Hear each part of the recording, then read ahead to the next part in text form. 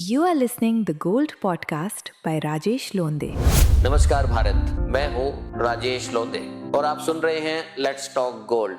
आज मैं आपको किसी बड़े बैंक की कहानी नहीं सुनाऊंगा, न ही किसी शेयर बाजार की। आज मैं आपको भारत के उस बैंक के बारे में बताऊंगा जिसकी कोई शाखा नहीं होती, जिसका कोई ऐप नहीं होता, जिसका कोई एटीएम नहीं होता, फिर भी वह सदियों से करोड़ों भारतीय परिवारों की आर्थिक जिंदगी बचाता आया है। उस बैंक का नाम है घर का सोना। और इसीलिए आज का विषय है किसान और सोना, India's invisible rural credit system. एक किसान की कहानी। कल्पना कीजिए, विदर्भ का एक किसान, मान लीजिए उसका नाम रामू है। बारिश देर से हुई, फसल कमजोर हो गई, बच्चे की स्कूल फीस भरनी है, बीज खरीदने हैं, घर में माँ की तबीयत खराब है, बैंक तक पहुंचने में समय लगेगा, कागजी कार्रवाई अलग। तब रामू की पत्नी चुपचाप अपनी अलमारी खोलती है। वह अपने विवाह का एक छोटा सा सोने का हार निकालती है और कहती है, इसे रख दीजिए, घर संभल जाएगा। दोस्तों, यही है भारत की असली आर्थिक कहानी। भारत का सबसे पुराना क्रेडिट सिस्टम। हम अक्सर सोचते हैं कि भारत का ग्रामीण वित्तीय तंत्र बैंकों से चलता है, लेकिन सच्चाई इससे कहीं गहरी है। भारत के करोड़ों ग्रामीण परिवारों के लिए सोना केवल गहना नहीं है, वह एक आपातकालीन कोष है, एक बीमा है, एक सामाजिक सुरक्षा है और कई बार वह बैंक से भी तेज काम करने वाला रणतंत्र है। आंकड़े क्या कहते हैं? भारत दुनिया का सबसे बड़ा घरेलू स्वर्ण धारक देश माना जाता है। अनुमान है कि भारतीय परिवारों के पास 34,000 से 35,000 टन सोना मौजूद है।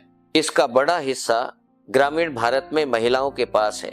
विश्व स्वर्ण परिषद वर्ल्ड गोल्ड काउंसिल के अनुसार भारत में गोल्ड लोन बाजार पिछले वर्षों में तेजी से बढ़ा है, क्योंकि ग्रामीण परिवार कठिन समय में सोने का उपयोग तरल संपत्ति के रूप में करते हैं। आज भारत का संगठित गोल्ड लोन बाजार 10 लाख करोड़ रुपए से अधिक का माना जाता है। लेकिन इससे भी बड़ा है वह अदृश्य बाजार, जिसका कोई आधिकारिक रिकॉर्ड नहीं है, जहां परिवार आपस में सोने के सहारे संकट से निकलते हैं। अर्थशास्त्रियों ने क्या कहा?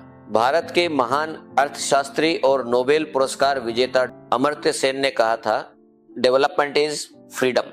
विकास केवल आय नहीं है, विकास वह क्षमता है जिससे व्यक्ति कठिन परिस्थितियों में निर्णय ले सके। ग्रामीण भारत की महिलाओं के पास रखा सोना उन्हें यही आर्थिक स्वतंत्रता देता है। प्रसिद्ध अर्थशास्त्री जॉन मेनार्ड कीन्स ने कहा था, the importance of money flows from it being a link between the present and the future. और भारत में कई परिवारों के लिए उस लिंक का रूप सोना बन जाता है। आज की परेशानी और कल की उम्मीद के बीच का पुल, महिलाएं, भारत की अदृश्य बैंकर। दोस्तों, भारत की आर्थिक कहानी लिखी जाएगी तो उसमें गांव की महिलाओं का नाम अवश्य होगा, क्योंकि उन्होंने केवल गहने नहीं संभाले, उन्होंने परिवारों की आर्थिक सुरक्षा संभाली। कई बार पति को पता नहीं होता कि घर में कितना सोना है, लेकिन माँ जानती है कि किस संकट में कौन सा गहना काम आएगा। यही कारण है कि मैं हमेशा कहता हूँ, भारत की पहली वित्त मंत्री अक्सर घर की माँ होती है। लेकिन क्या यह आदर्श व्यवस्था है? नहीं। और हमें यह भी समझना होगा, क्योंकि कई बार लोग मजबूरी में अपने गहने गिरवी रखते हैं, ऊंचे ब्याज पर कर्ज लेते हैं और कर्ज के चक्र में फंस जाते हैं। इसलिए जरूरत है वित्तीय साक्षरता की, जरूरत है सस्ती और आसान औपचारिक ऋण व्यवस्था की, और जरूरत है सोने का उपयोग समझदारी से करने की। भविष्य की दिशा कल्पना कीजिए, अगर भारत का ग्रामीण परिवार बैंकिंग से जुड़ा हो, बीमा से सुरक्षित हो और सोने का रणनीतिक उपयोग करना भी जानता हो, तो ग्रामीण अर्थव्यवस्था कितनी मजबूत हो सकती है।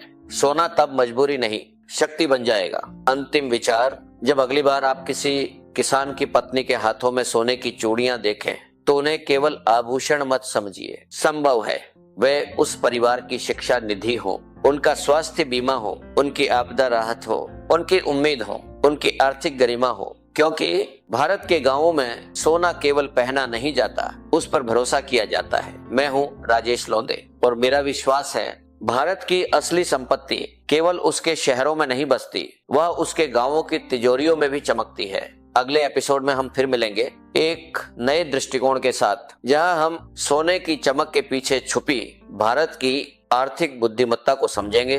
तब तक याद रखिए, बैंक बैलेंस आपको सुविधा देता है, लेकिन भरोसा वही देता है जो मुश्किल समय में आपके साथ खड़ा रहे। नमस्कार।